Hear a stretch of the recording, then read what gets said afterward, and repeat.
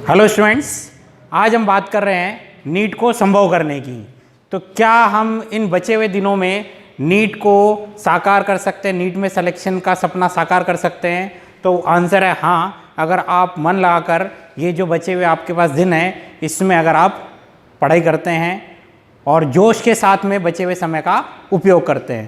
तो इसी संभव की अगर मैं बात करूं तो पहला टॉपिक अपन पढ़ने जा रहे हैं पीरियोडिक टेबल। इनऑर्गेनिक केमिस्ट्री का सबसे इंपॉर्टेंट टॉपिक है पीरियोडिक टेबल। और नंबर ऑफ क्वेश्चंस की बात करते हैं इनऑर्गेनिक के अंदर तो पीरियोडिक टेबल और केमिकल बॉन्डिंग, ये दो चैप्टर एक मेजर पार्ट रखते हैं इनऑर्गेनिक का।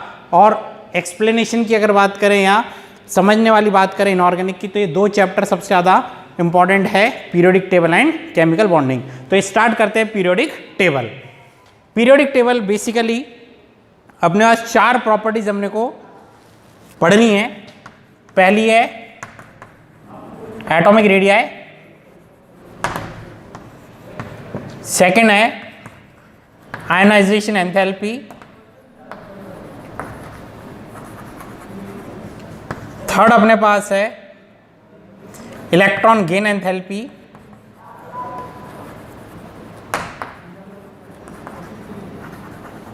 और फोर्थ प्रॉपर्टी अपने पास है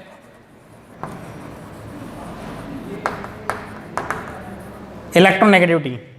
पीरियोडिक टेबल में मेनली इन चार प्रॉपर्टीज की स्टडी करनी है। और स्टडी क्या करना है, इनका ट्रेंड लेफ्ट टू राइट और अप टू डाउन, ये दो ट्रेंड्स की स्टडी करनी है।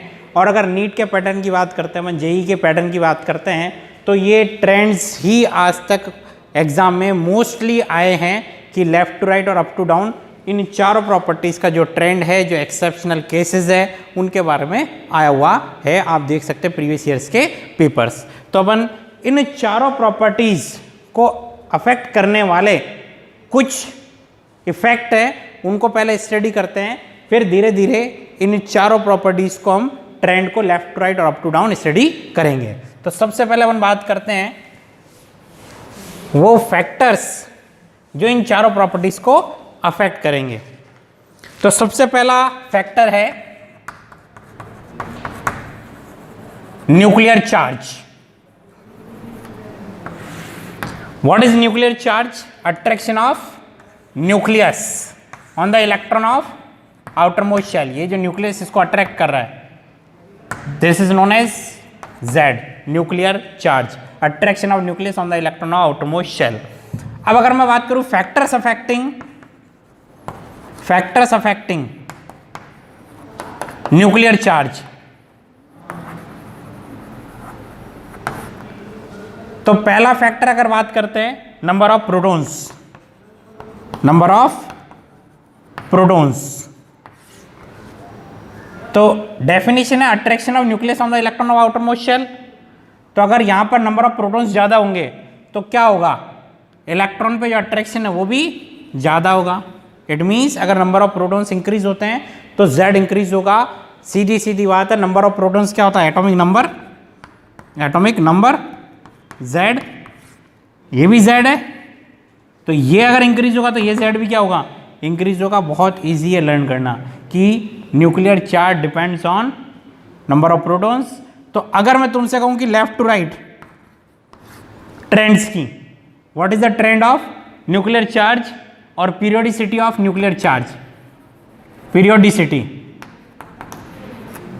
of Z, तो आप क्या बोलेंगे, लेफ्ट टू राइट Z क्या होगा?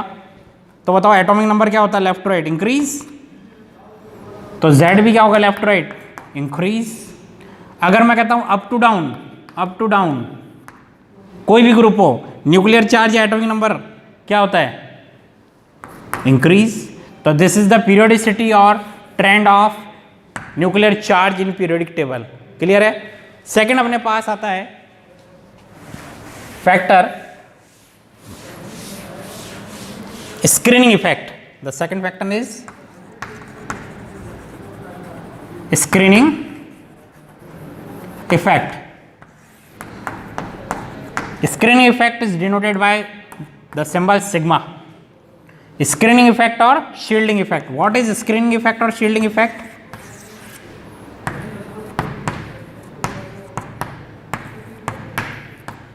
अभी अपन ने बात करी थी न्यूक्लियस के अट्रैक्शन की इलेक्ट्रॉन पे। तो अगर एक से ज़्यादा शेल्स है तो हम हमेशा किसको कंसीडर करेंगे? आउटर मोस्ट शेल इलेक्ट्रॉन को, outer most shell electron. We always consider this electron for any effect. अगर मैं कहता हूं एक से ज़्यादा शेल्स होती तो इनर शेल इलेक्ट्रॉन्स क्या करेंगे? इस आउटर मोस्ट शेल इलेक्ट्रॉन को रिपेल करेंगे। This repulsion of inner shell electrons on the electron of outermost shell electron is known as screening effect. It means screening effect depends on or factors affecting sigma, factors affecting sigma. तो मैंने बोला number of electrons in inner shell affect screening effect और shielding effect. तो अगर inner shell में electron increase होते हैं तो सिग्मा भी क्या होगा? इंक्रीज। अब अगर बात करते हैं periodicity of sigma, periodicity of sigma, तो लेफ्ट टू राइट आप बता सकते हैं number of electrons in inner shell क्या होगा?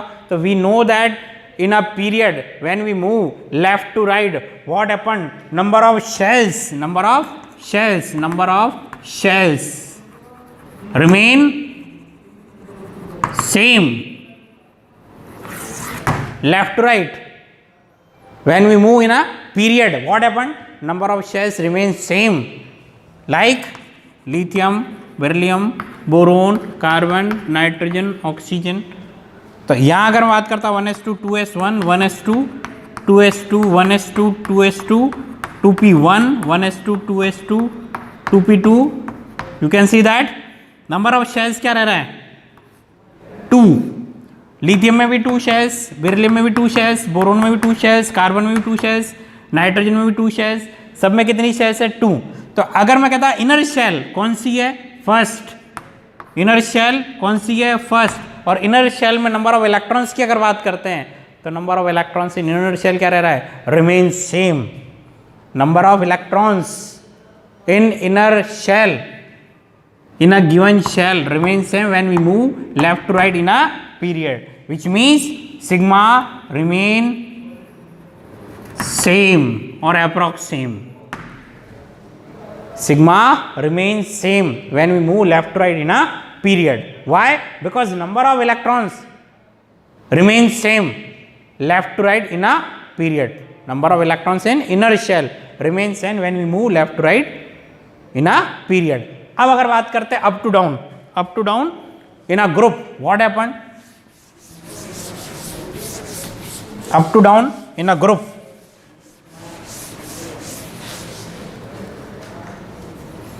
अप टू डाउन एग्जाम्पल ले लेते हैं।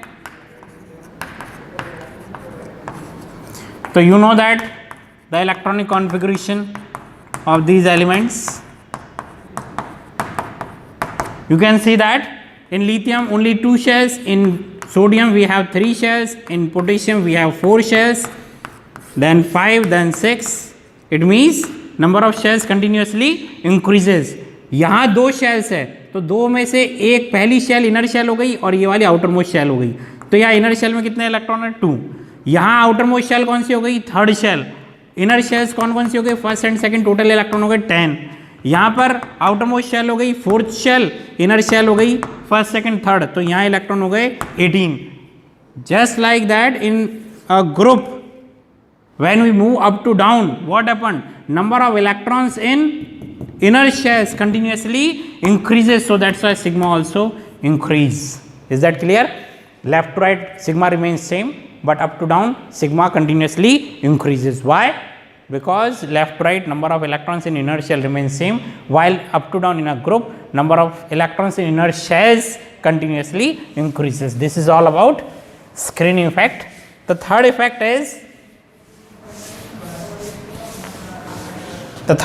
is effective nuclear charge. Effective nuclear charge, ZEF. What is ZEF? The net attraction force of nucleus on the electron of outer most shell, outer most shell. We know that nucleus attract this electron while inner shell electrons repel this electron. अरे ये सुनो, nucleus तो क्या कर रहा है इस electron को, आउटर मोस्ट शेल इलेक्ट्रॉन को, इसी के ऊपर सारे इफेक्ट अपने को कंसीडर करने हैं. तो न्यूक्लियस क्या कर रहा है, इस इलेक्ट्रॉन को अंदर की तरफ अट्रैक्ट कर रहा है, और इनर शेल इलेक्ट्रॉन्स क्या कर रहे हैं, इस इलेक्ट्रॉन को बाहर की तरफ रिपेल कर रहे हैं. It means this electron experience two forces. The one is Z towards the nucleus and the second one is sigma away from the nucleus. Now we calculate the net attraction force, net attraction force on this electron, that is known as ZEF, effective nuclear charge, EFF, effective on this is nuclear charge, which is Z minus sigma. Is that clear? Now we know that left to right, Z increase, sigma remain same. Now you can calculate ZEF, left to right periodicity of ZEF, left to right periodicity of ZEF. ZEF means Z minus sigma. Z increases continuously while sigma not changes so much. Okay, Z तो बहुत increase हो रहा continuously और sigma में कोई ज़्यादा effect नहीं आ रहा, रिमेन सेम और approx same, so that the subtraction Z minus sigma continuously increases left to right. This is the periodicity of effective nuclear charge. Now up to down, Z increase, sigma increase. Now if we want to define ZEF, that is Z minus sigma, both increases. So the difference between Z minus Z and sigma remains approx same. So up to down, left to right, ZEF increase up to down because the difference remains same up to down, so that ZEF remain approx same, remains approx same. Is that okay? Sometimes कुछ exceptions हो सकते हैं, but अगर periodic table को पूरा consider करते हैं तो हम ये बोलेंगे कि left to right ZEF increase and up to down ZEF remains approx same. This is all about 3 factors which affect all 4 properties: atomic radii, ionization enthalpy, electron gain enthalpy and electronegativity. Now हम start करते हैं पहली property, atomic radii. Important है क्योंकि अगर आपको atomic radius समझ में आएगी तो बाकी के रिमेनिंग 3 जो प्रॉपर्टीज है अपने पास, ionisation enthalpy, electron gain enthalpy और इलेक्ट्रोनेगेटिविटी, बहुत ही इजीली आपको समझ में आ सकती है अगर आपने एटॉमिक रेडिया को ध्यान से पढ़ा, क्योंकि वो सब के सब एटॉमिक रेडिया पे डिपेंड करते हैं. इट मीन्स ये सबसे ज़्यादा इंपॉर्टेंट है, ध्यान से देखना. अपन बात करते हैं what is the meaning of, basic meaning of atomic radii. तो basic meaning of atomic radii means the distance between nucleus and electron of outermost shell. So that's why outermost shell, we always consider the electron of outermost shell. जो भी कुछ देखना किस पे देखना, outermost shell electron पे ही देखना है. तो मैंने कहा एटॉमिक रेडिया का मीनिंग हो गया the distance between nucleus and electron of outermost shell. But अगर बात करते हैं प्रैक्टिकली क्या इस डिस्टेंस को कैलकुलेट करना पॉसिबल है फॉर गैसियस आइसोलेटेड एटम? तो आंसर है नहीं, because according to wave mechanical model अगर इलेक्ट्रॉन की बात करें तो इलेक्ट्रॉन की कैसी नेचर होगी, ड्यूअल नेचर. इलेक्ट्रॉन की कैसी नेचर है, ड्यूअल नेचर. इट मीन्स ये अपने पास इलेक्ट्रॉन डेंसिटी है which is spread from this nucleus to up to infinity. Nucleus के बाहर से लेके कहाँ तक इलेक्ट्रॉन डेंसिटी स्प्रेड है, इन्फिनिटी तक. तो अगर मैं बात करता कि what is the atomic radii, theoretical atomic radii for any atom, that is infinity. क्यों? इलेक्ट्रॉन डेंसिटी अपन बात करते हैं, ग्राफ बनाते हैं, इलेक्ट्रॉन डेंसिटी कहाँ तक लेके जाते हैं, अप टू इन्फिनिटी. तो distance between nucleus and electron is known as atomic radii. तो थ्योरेटिकल की अगर बात करते हैं तो इन्फिनिटी है. तो ये हम कैलकुलेट नहीं करेंगे कौन सी, थ्योरेटिकल। अब प्रैक्टिकल की अगर बात करते हैं तो प्रैक्टिकली हम कैसे कैलकुलेट करते हैं एटॉमिक रेडियाई। थ्योरेटिकल का मीनिंग समझ में आ गया, distance between nucleus and electron of outer most shell, जो डिस्टेंस है वही क्या atomic radii. Practically we calculate atomic radii through bond length. अब बॉन्ड लेंथ आते हैं अपने पास, बॉन्ड को डिफाइन करना पड़ेगा। We have 4 types of bond, covalent bond, metallic bond, ionic bond and van der Waals bond. On this behalf we define atomic radii. कैसे? Atomic radii is equals to half of bond length. This is the general formula, not applicable for everywhere. General formula of atomic radii is half of bond length, which means जो covalent bond है, covalent bond उसकी bond length का half कर दो, आपके पास आ जाएगी कौन सी radii? Covalent radii. कौन सी आ जाएगी? Covalent radii. फिर अगर बात करते हैं मेटेलिक बॉन्ड लिया, मेटेलिक बॉन्ड की बॉन्ड लेंथ का हाफ किया, क्या आ जाएगी? Metallic radii. आपने आयनिक बॉन्ड लिया, आयनिक बॉन्ड की बॉन्ड लेंथ का हाफ किया, क्या आ गई? Ionic radii. इसी तरीके से वॉन डेर वाल बॉन्ड लिया, वॉन डेर वाल बॉन्ड की बॉन्ड लेंथ का हाफ किया, क्या आ गई? Van der Waals radii. Which means we have 4 types of radii, covalent radii, metallic radii, ionic radii and van der Waal radii.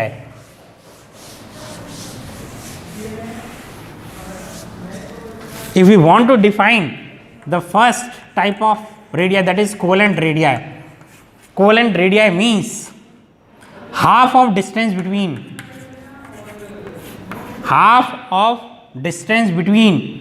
two same atoms or nuclei.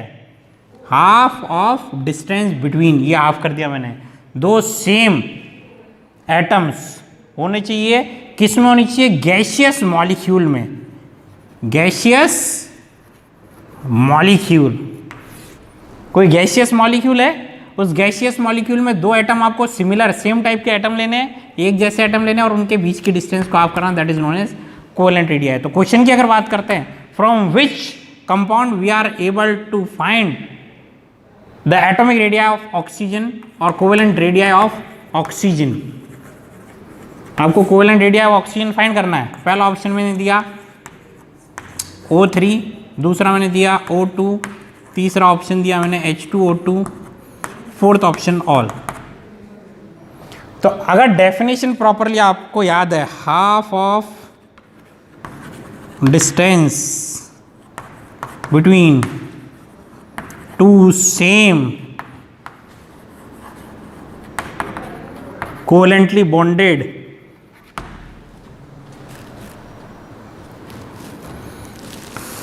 atoms through single bond, ये एक word और मैंने add कर दिया यहाँ पर, single bond, half of distance between 2 same, 2 same होने चाहिए और क्या होना चाहिए उनके बीच में? कोवेलेंट बॉन्ड होना चाहिए। तो ही हम क्या कैलकुलेट कर पाएंगे? Covalent radii. Just like O3 की अगर बात करते हैं तो O3 का मतलब we know that about resonance, तो यहाँ मैं उसको डिस्कस नहीं कर रहा। तो यहाँ अगर बात करते हैं क्या ऑक्सीजन के बीच में सिंगल बॉन्ड, आंसर नहीं है। यहाँ ऑक्सीजन के बीच में पार्शियल डबल बॉन्ड है और ये इस कंडीशन को फुलफिल नहीं कर रहा। O2 की अगर बात करें तो O2 की अगर बात करते हैं तो ऑक्सीजन के बीच में क्या है? Double bond. H2O2 की बात करते हैं तो HOOH, क्या ये हमारी इस डेफिनेशन की कंडीशन को फुलफिल कर रहा है? Half of distance between 2 same covalently bonded atoms through single bond. 2 same atom कौन कौन से हो गए अपने पास में? ऑक्सीजन, दोनों के बीच में क्या? Single bond. इस सिंगल बॉन्ड की बॉन्ड लेंथ का अगर मैं आधा कर दूंगा तो मेरे पास क्या आ जाएगी? Covalent radii of oxygen. It means the answer is H2O2। ध्यान रखना बच्चों, थोड़ा सा आपको ध्यान देना है, क्वेश्चन बहुत इजी आता है, डेफिनेशन आपको प्रॉपरली याद होनी चाहिए, वो डेफिनेशन ही उस एग्जाम्पल पे प्रॉपरली फिट होनी चाहिए। O3 में पार्शियल डबल बॉन्ड था, O2 में डबल बॉन्ड था, H2O2 में सिंगल बॉन्ड था, तो आंसर अपने पास जाएगा H2O2, क्योंकि कोवेलेंट रेडियाई का मतलब है half of distance between 2 same covalently bonded atoms through single bond, single bond पे इंपॉर्टेंट स्टार लगा लेना, ये अपने पास हो गई कोवेलेंट रेडियाई। बात करते हैं मेटेलिक रेडियाई। तो मेटेलिक रेडियाई में हम सेम एटम्स की बात कर रहे हैं हमेशा ही, डेफिनेशन में बोल दिया एटॉमिक रेडियाई की मैं कि सेम एटम्स होने ही चाहिए। तो कोई भी मेटल स्ट्रक्चर जो हमारे पास है, उस मेटल स्ट्रक्चर में जो दो मेटल आयंस होंगे मिनिमम डिस्टेंस पे या एडजेसेंट, ये दो मेटल एटम्स है एडजेसेंट पोजीशन पे है, इन दोनों मेटल एटम्स या मेटल आयंस के बीच की डिस्टेंस का जो हाफ होगा वो क्या होगा, मेटेलिक रेडियाई होगा। थर्ड अपने पास डेफिनेशन कौन सी है, ये सेकंड थी। थर्ड अपने पास है आयनिक रेडियाई। ये भी थोड़ा सा समझने लायक है कि मैं मान लेता हूँ क्लोरीन, क्लोरीन से मैंने एक इलेक्ट्रॉन निकाला Cl प्लस, क्लोरीन में एक इलेक्ट्रॉन ऐड करा Cl माइनस, ये अपने पास हो गया कैटायन, ये अपने पास होना गया एनायन। अगर साइज की बात करते हैं, size depends on the charge present on the atom. तो अगर मैं साइज की बात करता तो Cl माइनस, Cl और Cl plus, what is the order of size. तो जैसे जैसे किसी में इलेक्ट्रॉन ऐड करते हैं उसका साइज इंक्रीज होगा, और जैसे जैसे उसमें से इलेक्ट्रॉन रिमूव करते हैं उसका साइज डिक्रीज होगा। या मैं कह दूं एनायन, सेम एटम का एनायन हमेशा लार्ज होगा और सेम एटम का कैटायन स्मॉल होगा, क्वेश्चन आया हुआ है, ठीक है। Cation is always smaller than neutral atom and anion is always larger than neutral atom. Is that clear. ये और भी अपन डिस्कस करेंगे फैक्टर्स अफेक्टिंग एटॉमिक रेडियाई में। This is about ionic radii. अगर मैं आपसे कहता ये अपन ने मान लो NaCl का क्रिस्टल ले लिया, NaCl के क्रिस्टल में ये Na, ये Na, ये Cl, ये Cl, आप इन दोनों एटम्स के बीच का जो डिस्टेंस है उसका अगर हाफ करते हो, क्या ये आयनिक रेडियाई है।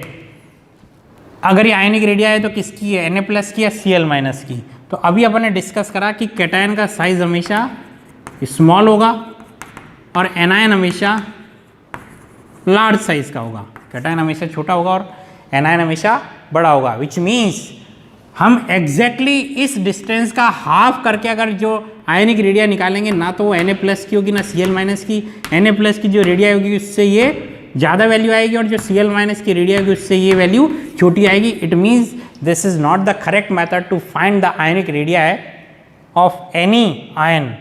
ओके, तो ये अपने पास जो half of distance between two same atoms है, ये हमेशा याद रखना है। तो आयनिक कंपाउंड में सेम एटम्स हो ही नहीं सकते, क्योंकि एक कैटायन होगा एक एनायन होगा, और एक ही एटम का कैटायन और एनायन एक आयनिक क्रिस्टल में आ जाए ऐसा पॉसिबल नहीं है। इट मीन्स ये जो डेफिनेशन हमारे पास यहाँ पर एप्लीकेबल नहीं है, half of distance between two same atoms. Next जो लास्ट अपने पास फोर्थ है वॉन डर वाल रेडियाई। वॉन डर वाल रेडियाई, तो वॉन डर वाल बॉन्ड आप जानते ही हैं। Von der Waals bond is a attraction between two non bonded atoms. Non bonded atoms, दो एटम्स के बीच में कोई भी बॉन्ड नहीं होना चाहिए, या मैं कह दूं किसी भी तरीके से इलेक्ट्रॉन की शेयरिंग, लूजिंग, गेनिंग नहीं होनी चाहिए। एग्जाम्पल की अगर बात करते हैं नोबल गैसेज, किसकी बात करते हैं, noble gases. We know that कोई सी नोबल गैस लो, हीलियम, नियॉन, ऑर्गन, क्रिप्टन, कुछ भी ले लो, अगर उसको मैं टेम्परेचर डिक्रीज करके प्रेशर इंक्रीज करके क्या कर दूं, सॉलिडिफाई, सॉलिड स्टेट में आ गया, तो सॉलिड स्टेट में क्या हीलियम एटम के बीच में अट्रैक्शन होगा, आंसर है हाँ, intermolecular force of attraction, intermolecular force of attraction present, yes, because solid कोई भी हो वहाँ फोर्स ऑफ अट्रैक्शन तो प्रेजेंट होगा, that is known as intermolecular force of attraction. तो अगर मैं कहता हूँ सॉलिड स्टेट में हीलियम है तो क्या यहाँ अट्रैक्शन है, आंसर है हाँ है, और अट्रैक्शन है तो वो अट्रैक्शन किसने डिफाइन किया था, वॉन डर वाल ने डिफाइन किया था, इसलिए इसको हमने बोला वॉन डर वाल अट्रैक्शन और van der Waals bond which is a false bond. ये क्या होता है, एक false bond. Why? Because in this type of attraction electrons are not involved. यहाँ इलेक्ट्रॉन इन्वॉल्व नहीं है लेकिन फिर भी एक दूसरे से अट्रैक्टेड है। In this condition or in the solid state, the half of distance between two non-bonded, ये non-bonded है, non-bonded atoms के बीच की distance का जो half है that is known as van der Waal radii. This is not the actual radii because in this case यहाँ पर जो स्पेस है, या मैं कह दूँ ये जो हवा है, हवाई, this is also involve in this van der Waals radii, which means इसकी जो एक्चुअल रेडियाई थी उससे ये रेडियाई क्या आएगी, बड़ी आएगी। अगर अब मैं पूछूं क्वेश्चन की बात, तो क्वेश्चन आपसे पूछेगा कोवेलेंट रेडियाई, मेटेलिक रेडियाई और वॉन्डर वॉल रेडियाई, कौन सी रेडियाई छोटी है, कौन सी बड़ी है। तो अगर बात करते हैं कोवेलेंट रेडियाई में क्या होता है, शेयरिंग ऑफ इलेक्ट्रॉन और इलेक्ट्रॉन डेंसिटी, यहाँ पर क्या होता है, शेयरिंग ऑफ इलेक्ट्रॉन और electron density. Van der Waals radii की अगर बात करते हैं तो यहाँ बीच में कौन आ गई, हवा। और मेटेलिक रेडियाई की अगर बात करें तो मेटल स्ट्रक्चर में, मेटल क्रिस्टल में दो मेटल आयंस इस तरीके से डिस्टेंस पे होंगे। तो अगर मैं सीक्वेंस की बात करूँ कौन सी स्मॉलेस्ट होगी और कौन सी लार्जेस्ट होगी ऑलवेज, तो van der Waals radii because of the presence of हवा क्या होगी, हमेशा largest, while covalent radii is always smallest because of the sharing of electron और electron density. This is the sequence, this is the order of covalent radii, metallic radii and van der Waals radii. This is all about 4 types of atomic radii. Next अपन बात करते हैं, ये हो गई अपने पास definition of atomic radii. Now we discussing about factors affecting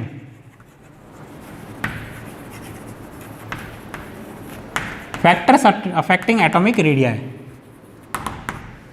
तो बहुत इजीली आप डिफाइन कर सकते हो, आपको केवल थोड़ा सा दिमाग लगाना है कि एटॉमिक रेडियाई है क्या।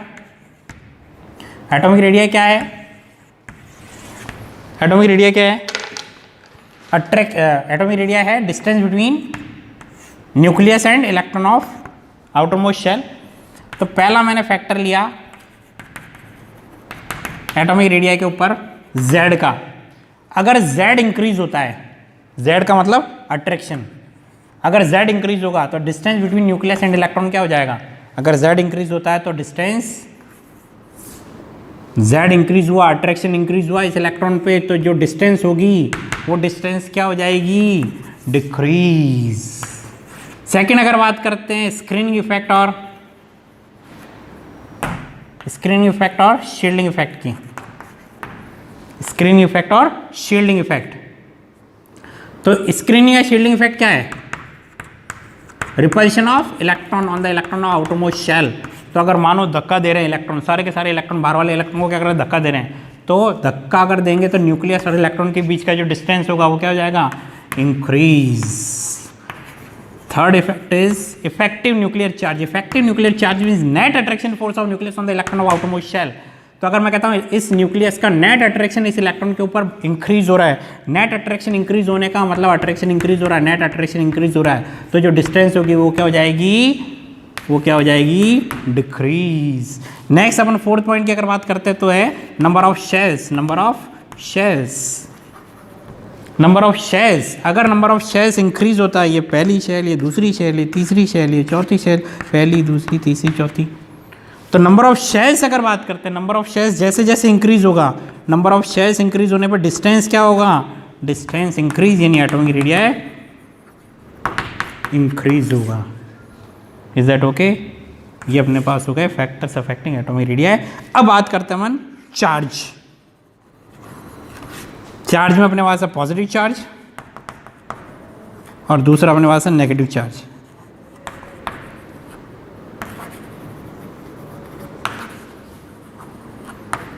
तो जब इतना समझ चुके हो तो ये भी समझोगे कि पॉजिटिव चार्ज का मतलब क्या है, पॉजिटिव चार्ज का मीनिंग क्या है। पॉजिटिव चार्ज अगर इंक्रीज होगा, पॉजिटिव चार्ज इंक्रीज हो रहा है, तो पॉजिटिव चार्ज इंक्रीज हो रहा है तो न्यूक्लियस का इलेक्ट्रॉन पे जो अट्रैक्शन होगा इंक्रीज होगा, और अगर अट्रैक्शन इंक्रीज हो गया which means positive charge increase, तो एटॉमिक रेडियाई डिक्रीज।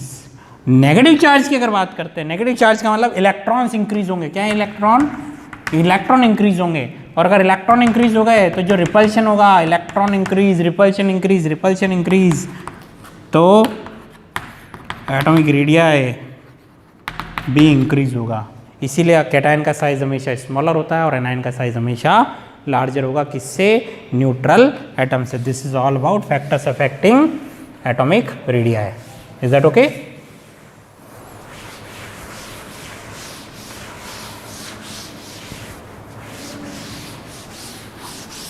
अब अगर बात करते हैं अपन पीरियोडिसिटी,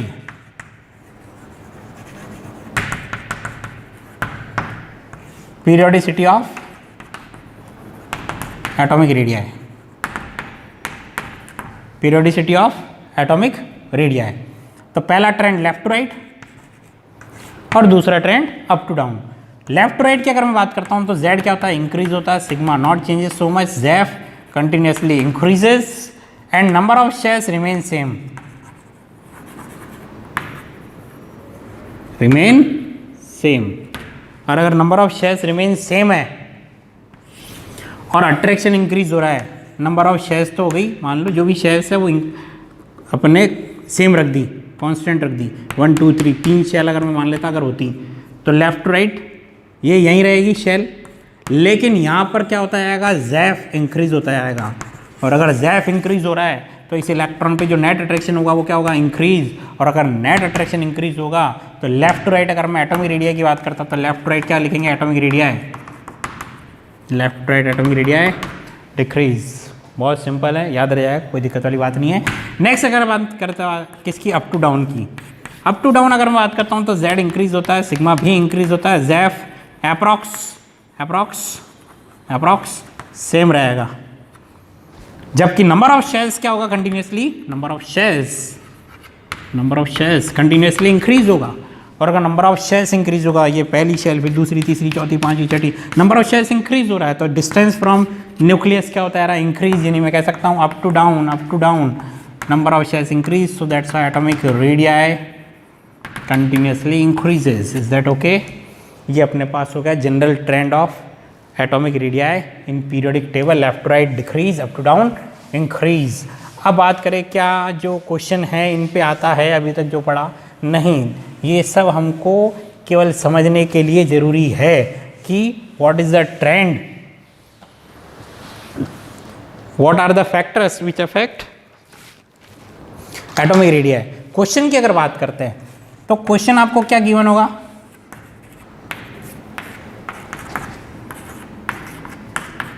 कोई 4 एलिमेंट्स गिवन होंगे,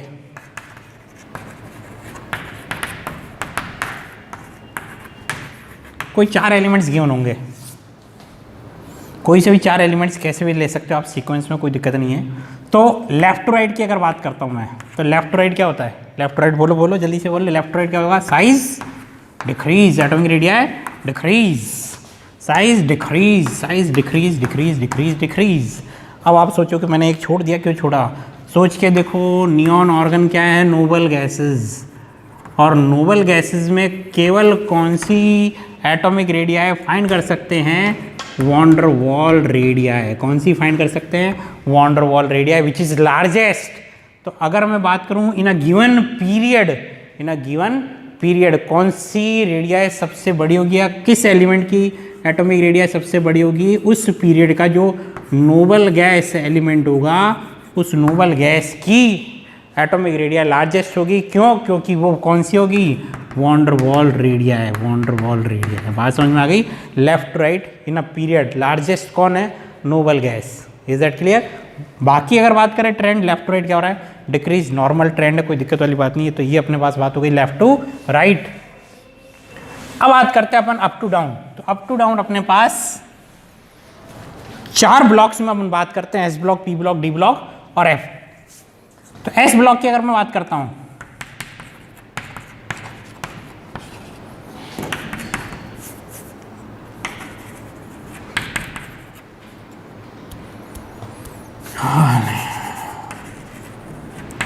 तो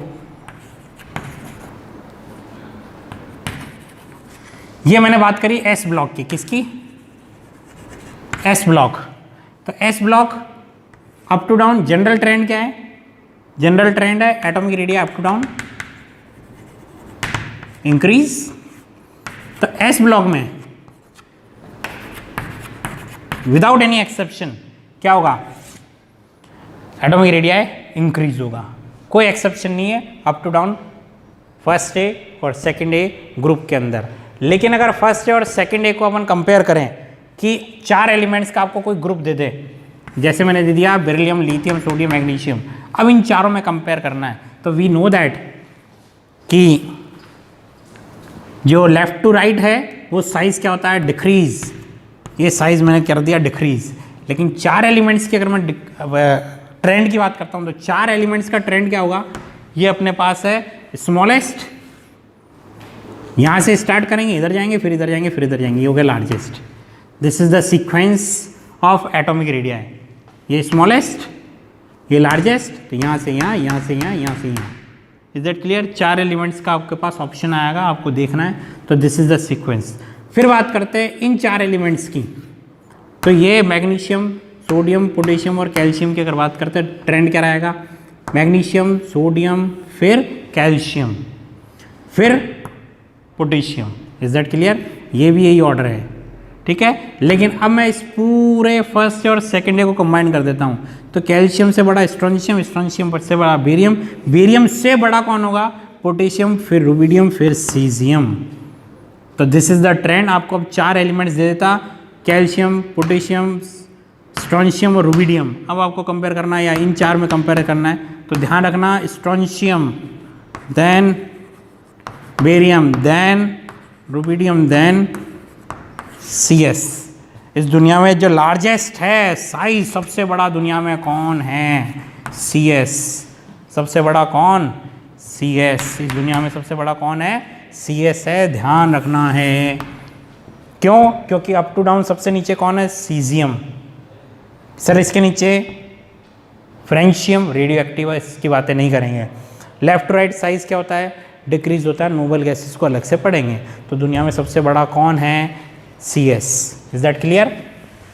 तो this is the trend in S block for atomic radii. याद रखना, इंपॉर्टेंट है जो मैंने ट्रेंड बताया है। नेक्स्ट अपन बात करते हैं P ब्लॉक की। तो P ब्लॉक में आपको केवल क्या याद रखना है, बोरोन फैमिली। क्या याद रखना है, बोरोन फैमिली। बोरोन फैमिली में आपको क्या याद रखना है,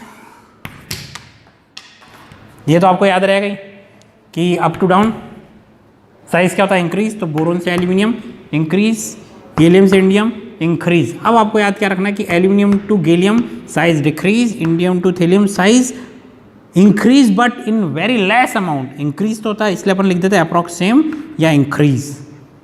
इंक्रीज तो होगा लेकिन बहुत बहुत बहुत कम इंक्रीज होता है, इतना कम कि आप अप्रॉक्स 2 पिकोमीटर की अगर बात करें तो ठीक है, अप्रॉक्स सेम हम कह सकते हैं। अब अगर रीजन की अगर बात करते हैं, वैसे तो अपने पास ट्रेंड के अप टू डाउन साइज क्या होना चाहिए, इंक्रीज हो भी रहा है इंक्रीज, बट यहाँ पर 2 एक्सेप्शन अपने को है। ये 2 एक्सेप्शन नहीं, 2 कंसेप्ट अपने पास है। एक है ट्रांजिशन कॉन्ट्रैक्शन, ट्रांजिशन कॉन्ट्रैक्शन, और एक अपने पास है लेंथेनॉइड कॉन्ट्रैक्शन,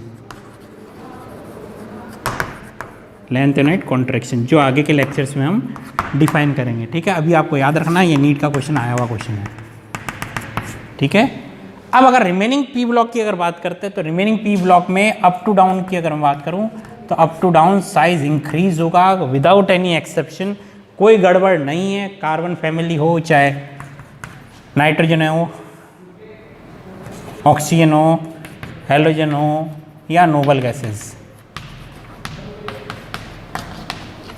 यहाँ साइज क्या हो रहा है, increase increase without any exception, increase increase increase increase increase. तो एग्जाम की अगर बात करें तो इनमें से पॉसिबिलिटीज़ कम रहती है, हमेशा बोरोन फैमिली की पॉसिबिलिटी रहेगी, या फिर कभी कभार की अगर बात करें तो नोबल गैसेस। तो ये अपने पास ट्रेंड हो गया किसका, एटॉमिक रेडिया का। बहुत ही इजी टॉपिक है, पीरियोडिक टेबल। आपको कुछ फैक्टर्स याद करने हैं, जेड, सिग्मा और जैफ, उनको कौन अफेक्ट करता है वो याद रखना, उनका trend left to right up to down याद रखना है।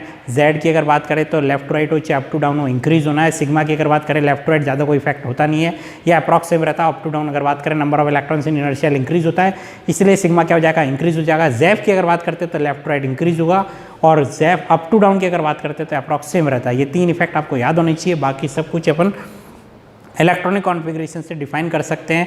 पीरियोडिक टेबल में पहली प्रॉपर्टी में आज अपने देखिए atomic radii. Atomic radii, the distance between nucleus and electron is known as atomic radii, but ये एग्जैक्ट डिस्टेंस कैलकुलेट करना पॉसिबल नहीं है, इसीलिए जो दूसरा इनडायरेक्ट मेथड निकाला है वो निकाला है 2 एटम्स के बीच की डिस्टेंस का हाफ, यानी बॉन्ड लेंथ का हाफ अगर आप कर दे तो आपके पास क्या आएगी, एटॉमिक रेडियस आएगी। अब यहाँ पर अपने पास बॉन्ड लेंथ का मतलब है बॉन्ड अपने को बनाना पड़ेगा। बॉन्ड कितने टाइप के हैं, 4 टाइप्स के अपने पास बॉन्ड है, covalent bond, metallic bond, ionic bond और वॉन डेर वाल्स बॉन्ड। इन चारों बॉन्ड्स के बेसिस पे अपने 4 टाइप की क्या बना दी है, एटॉमिक रेडिया बना दी। कौन कौन सी बना दी, कोवेलेंट रेडिया, मेटालिक रेडिया, आयनिक रेडिया और वॉन डेर वाल्स रेडिया। ये 4 अपने पास रेडिया हो गई। कोवेलेंट रेडिया में आपको याद क्या रखना है, 2 सेम एटम्स होने चाहिए, दोनों के बीच में सिंगल बॉन्ड होना चाहिए, कंपाउंड कुछ भी हो सकता है, गैसियस फॉर्म में होना चाहिए। फिर अगर बात करते हैं मेटालिक रेडिया है तो मेटल स्ट्रक्चर की अगर बात करें, सेम टाइप ऑफ एलिमेंट से बनेगा वो, उसमें 2 मेटल एटम या मेटल आयंस जो है उनके नियरेस्ट या एडजेसेंट जो है उनके बीच के डिस्टेंस का हाफ हो गया अपने पास। थर्ड हो गया अपने पास आयनिक रेडिया है, जो अगर डिफाइन करें कैटायन और एनायन के बीच के डिस्टेंस का half, but this is not the correct definition because the cation is smaller while the anion is larger in size as compared to neutral, so that's why this definition is not fit for ionic radii। तो अपन हर एक ion को अलग से define करते हैं, anion को बड़ा बोलते हैं और कैटायन को छोटा बोलते हैं। नेक्स्ट अपने पास है van der Waals radii. Van der Waals radii की अगर बात करते हैं तो नॉन बॉन्डेड 2 सेम एटम्स होने चाहिए। नॉन बॉन्डेड आपको ध्यान रखना चाहिए in solid state, only in solid state.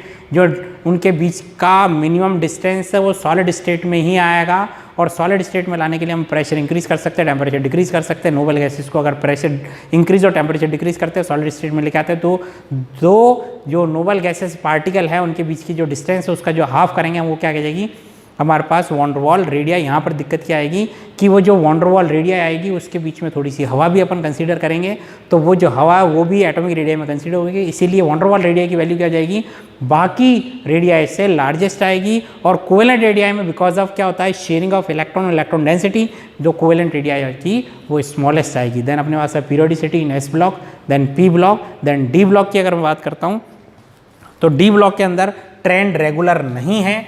इसी तरीके से एफ ब्लॉक में अगर बात करते हैं थोड़े से उसमें ट्रेंड रेगुलर है। डी ब्लॉक में बहुत सारी प्रॉब्लम्स है। प्रॉब्लम्स क्यों हैं, because of many factors involve in that D block. तो अपन पहले बात कर लेते हैं किसकी, एफ ब्लॉक की। तो एफ ब्लॉक में अगर बात करता हूँ मैं एफ ब्लॉक, तो एफ ब्लॉक में लैंथेनम से lutetium, because of lanthanoid contraction, lanthanoid contraction. Size क्या होता है, लैंथेनम टू लुटीशियम डिक्रीज। इसी तरीके से actinoids, actinium to lawrencium, size क्या होगा, decrease because of actinoid contraction. Clear है। तो ये अपने पास एफ ब्लॉक हो गया, एस ब्लॉक हो गया, पी ब्लॉक हो गया, एफ ब्लॉक हो गया। अब हम बात करते हैं लास्ट में किसकी, डी ब्लॉक की। डी ब्लॉक की अगर बात करते हैं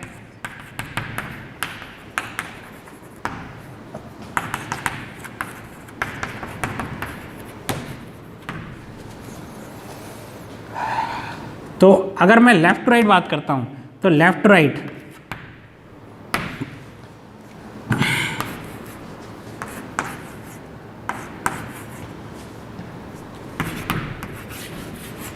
जहां स्टेबल कॉन्फ़िगरेशन आता है वो स्टेबल कॉन्फ़िगरेशन आते ही क्या हो जाता है, साइज बढ़ जाता है। नोबल गैसेस में भी अब कंसेप्ट अपन ने लगाया था कि नोबल गैसेस का कॉन्फ़िगरेशन स्टेबल है, इसलिए साइज क्या होगा उनका लार्ज। जिंक का भी क्या है, कॉन्फ़िगरेशन स्टेबल है, इसलिए इसका भी साइज क्या होगा, कॉपर से लार्ज। इसी तरीके से क्रोमियम और मैग्नीज की बात करते हैं तो मैग्नीज का कॉन्फ़िगरेशन कैसा है, स्टेबल, इसलिए इसका भी साइज क्या होगा, लार्ज साइज होगा। अगर बात करते हैं स्कैंडियम से क्रोमियम तक तो नंबर ऑफ इलेक्ट्रॉन्स या इलेक्ट्रॉन्स क्या रहेंगे, अनपेयर्ड रहेंगे। क्या रहेंगे, इलेक्ट्रॉन अनपेयर्ड रहेंगे, इसलिए जो रिपल्शन की वैल्यू है वो मिनिमम रहेगी या होगा ही नहीं। कि कहाँ की बात कर रहे हो, थोड़ा सा कॉन्फ़िगरेशन लिखना, D1 फिर D2 फिर D3 फिर इसमें हो जाएगा D5। तो इलेक्ट्रॉन हमेशा क्या रह रहे हैं, अनपेयर्ड, इसलिए यहाँ पर साइज क्या होता जाएगा, क्रोमियम तक तो size decrease decrease decrease decrease, क्योंकि रिपल्शन है ही नहीं। देन अपने पास क्या होगा, मैग्नीज की अगर मैं बात करूँ तो मैग्नीज में 4s2 3d5 स्टेबल कॉन्फ़िगरेशन, और इसके बाद D6 D7 D8। तो यहाँ पर पेयरिंग स्टार्ट हो गई, D6 से क्या हो गया, पेयरिंग स्टार्ट हो गई, और पेयरिंग स्टार्ट होते ही क्या हो गया, रिपल्शन ऑफ इलेक्ट्रॉन्स इंक्रीज हो गया। क्या मतलब नहीं समझ रहे हैं, Z तो हमेशा इंक्रीज होता है। सिग्मा की अगर बात करूँ तो क्रोमियम तक सिग्मा क्या हो रहा है, सिग्मा इंक्रीज नहीं हो रहा क्योंकि इंटर इलेक्ट्रॉनिक रिपल्शन नहीं है। फिर मैग्नीज में स्टेबल कॉन्फ़िगरेशन, फिर आयरन से अगर मैं बात करूँ तो सिग्मा चालू हो गया नहीं हो गया, क्योंकि इलेक्ट्रॉन क्या होने लग गए, पेयरिंग स्टार्ट हो गई तो सिग्मा स्टार्ट हो जाएगा, यानी ज़ेफ की वैल्यू अप्रॉक्स सेम रहती है। इसलिए इनके साइज़ की अगर मैं बात करता हूँ तो इनका साइज़ आयरन, कोबाल्ट, निकिल, फैकोनी का साइज़ अप्रॉक्स क्या रहता है, सेम रहता है। और कॉपर से जिंक पे जाते वापस क्या हो जाता है, स्टेबल कॉन्फ़िगरेशन की वजह से साइज़ बढ़ जाएगा। क्लियर है। अब अगर बात करते हैं up to down in d block elements, up to down, तो ये फिर से आपको थोड़ा सा याद रखना है कि 3D से 4D और 4D से 5D, 3D से 4D साइज इंक्रीज होगा, 4D से 5D साइज अप्रॉक्स सेम रहेगा। रीजन क्या रहेगा, लेंथेनॉइड कॉन्ट्रैक्शन, क्या रहेगा, लेंथेनॉइड कॉन्ट्रैक्शन। लेकिन यहाँ पर भी एक ट्विस्ट है कि अगर बात करते हैं ये 3D है, ये 4D है, ये 5D है, तो स्कैंडियम से इट्रियम, इट्रियम से लेंथेनम की अगर बात करते हैं तो साइज क्या होगा, इंक्रीज। सर कभी तो बता रहे हो कि अप्रॉक्स सेम रहता है और कभी कह रहा है इंक्रीज होता है। हाँ, क्योंकि लेंथेनॉइड कॉन्ट्रैक्शन जो स्टार्ट होगा लेंथेनम के बाद से स्टार्ट होता है, लेंथेनम तक लेंथेनॉइड कॉन्ट्रैक्शन नहीं है। ठीक है, कहाँ से स्टार्ट हो गया अपने पास, लेंथेनम के 57 के बाद में स्टार्ट हुआ है। तो यहाँ अगला कौन है, यहाँ पर कंसीडर करेंगे हम क्या, लेंथेनॉइड कॉन्ट्रैक्शन, और इसके बाद से लेके हमेशा कंसीडर करना, यानी यहाँ इन दोनों का साइज, जर्कोनियम और हाफनियम का साइज क्या होगा, अप्रॉक्स सेम। टाइटेनियम से बड़ा जर्कोनियम, यानी 3D से बड़ा 4D, और 4D और 5D approx same except scandium, yttrium and lanthanum. तो यहाँ पर क्या हो गया, इंक्रीज, यहाँ पे अप्रॉक्स सेम कंटिन्यूस चलेगा, 3D से 4D, 4D से 5D। और because of approx same size of zirconium and hafnium, इनकी केमिकल प्रॉपर्टीज भी अप्रॉक्स सेम रहती है, और इसी वजह से ये अर्थ क्रस्ट में जहाँ भी मिलते हैं साथ में मिलते हैं, और इसीलिए इनको क्या बोलते हैं, ट्विंस, साथ में मिलेंगे, या बोलते हैं सिस्टर एलिमेंट्स। क्या बोलते हैं, sister elements, because of approx same properties या similar chemical properties of these elements.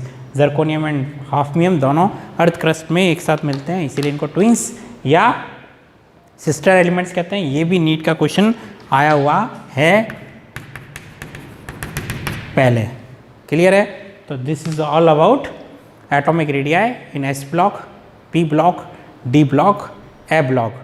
अब अपने को पढ़ना है, स्टार्ट करना है the second property, ionisation enthalpy. पहले इसको आप एक बार वापस से लेक्चर को अच्छी तरीके से देखें, ध्यान से पढ़ें, कोई भी डाउट हो तो अपन डिस्कस करेंगे, देन फिर अगली प्रॉपर्टी को देखेंगे। ठीक है, थैंक यू।